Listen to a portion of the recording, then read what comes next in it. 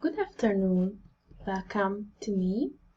My name is Anna Kaiser and I've been teaching English for about 15 years. Today I want to talk to you about myself a little bit and a topic. I have chosen a topic that I want to talk about too. I'm teaching or I'm preparing students for various language exams at intermediate and advanced levels. Moreover, business English is also my field. So I started to learn English in elementary school. It was a bilingual school. And then I continued my studies in the high school and at the university as well. During my studies, I've met a lot of foreigners, and my teachers were also foreigners, so I could get a lot of experience and knowledge from them. So today's topic I want to talk about is what makes a good teacher or how to be a good teacher. I think the most important thing in this topic for a teacher is being creative. So nowadays creativity is really important because as a teacher we have to follow a lot of things like the applications, we have to be up to date, the new programs, or teaching online. It can be also a big challenge for a lot of teachers, I guess. And of course it was a challenge for me when I started during the virus. To tell the truth, I had students before that, but during the virus it became a kind of full-time job. So creativity, as I mentioned, it's really important. The next one, I think it's improving. It's also important for a teacher, improving his or her knowledge.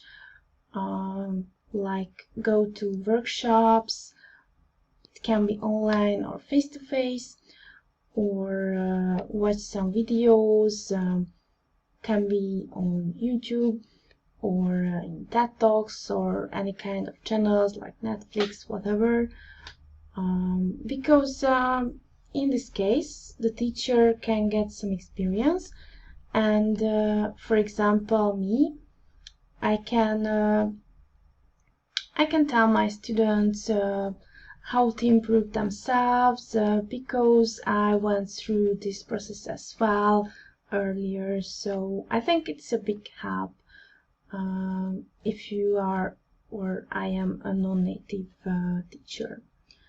Yeah, of course, lifelong learning is also a thing because as a teacher I have to learn in my whole life, and this is how I try to motivate my students as well.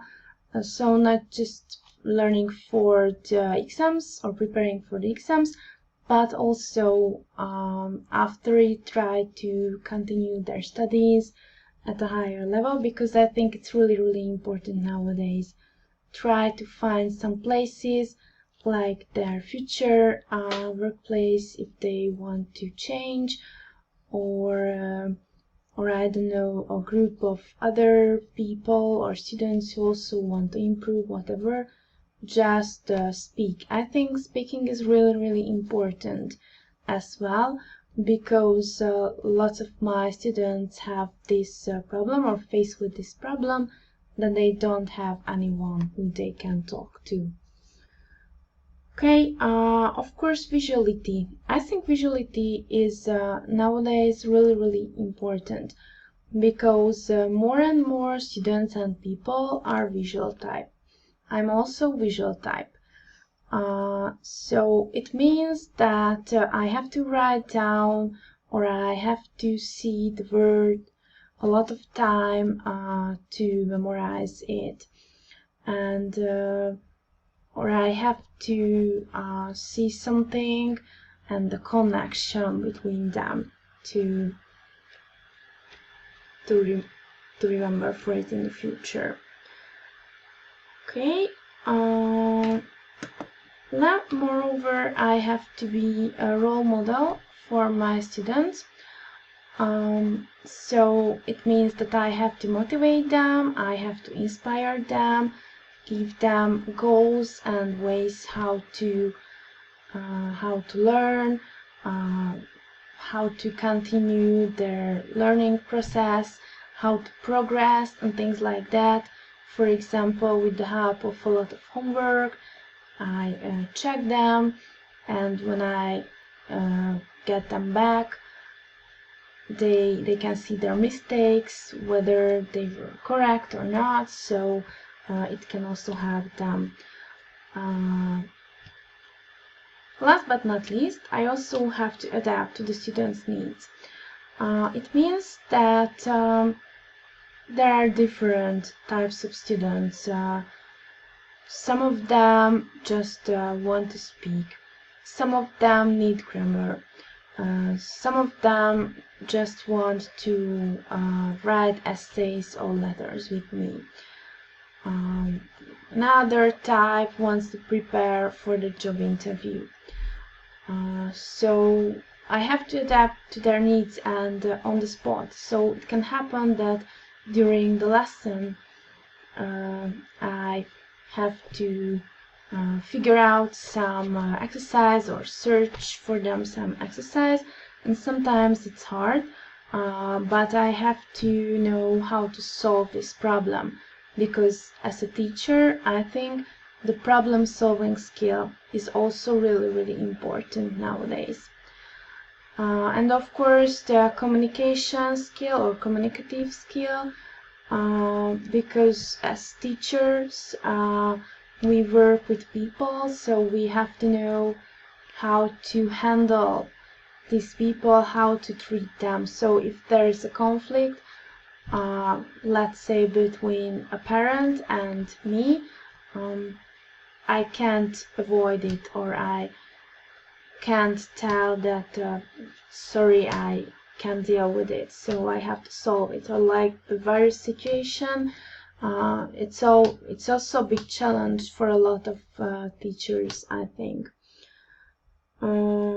Yeah, moreover, I have to follow the innovations like in the language exams, because there are newer and newer types, and they always renew some parts, like the exercise, or I don't know, time limit, or that nowadays there are more and more online language exams, and I have to help the students to choose between them, or figure out that he or she, so it suits him or for her or not. And of course I also need a good internet connection if I want to teach online. And yeah, self-study and self-improvement, it's also really important nowadays, I think. So as I have mentioned, I have to follow language exams, or whatever the new videos, new trends, new applications, because there are more and more applications nowadays. I have to be up to date. Yes, and oh yeah, one more thing, I have to provide them an atmosphere, safe place, where they can feel that everything is calm, and it's a quiet place, nothing can disturb them. So I think these are the main points here. I hope that I could help you, and I wanted to talk about this topic because on the language exam it can be, for example, a discussion. Moreover, I wanted to introduce myself in English as well. So I wish you a happy new year, and learn more, learn a lot, improve a lot. If you have any questions, write to me, or if you want to start a class with me, let me know. And I'm happy if you write me. So I wish you really, really happy new year. Have a nice day. Bye.